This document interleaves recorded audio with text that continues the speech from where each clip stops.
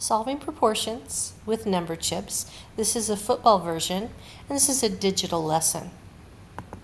So the instructions are on slide 2. Students are going to start on slide 3, and they want to solve these proportions using these number chips, and they're movable. Students just need to click and hold on the edge, and then they can move them wherever they like.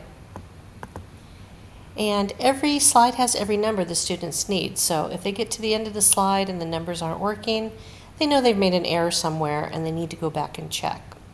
So they're going to start with scaling up and scaling down using multiplication or division to find the missing number in their proportion. So here they can look at 3 over a number equals 12 to 16. So they know that they have to multiply 3 times 4 to get 12. That means they have to multiply this number times 4 to get 16. So that number has to be a 4. They're going to move the 4 into place. Here they have to divide by 5. So 35 divided by 5 would be 7. And so on. They're going to use every single number. They're going to do the same thing on the next slide.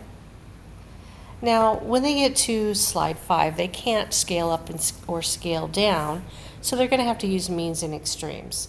And you could explain it to the students this way, that if they multiply the numbers that are opposite each other, they should get the same product. So 8 times 5 is 40, so 20 times some number has to also be 40. So this has to be a 2. 4 times 9 is 36, so 12 times 3 would also be 36, and so on. They're going to do the same thing on the next slide. Now, when they get to slides 7 and 8, they have to determine whether these tables are proportional, and they're just going to highlight yes or no. So if they look at this first table, they can see that here they're multiplying the x value times 5 to get the y value. This works here, but it doesn't work here, so 5 times 5 is not 30. So they know that this is not a proportional table. So they're going to click on no, come up here to the fill color feature, and they're going to choose any color they like.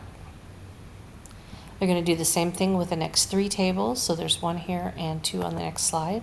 Just highlight yes or no. Now when they get down to the final slide, there is a football riddle. So students need to go back through the previous slides, find all of these numbered chips with the same number, same color, move it to the side, and there will be a letter underneath. If they've done all of these correctly, then it will spell out the answer to the riddle. So that is Solving Proportions lesson with number chips, the football version.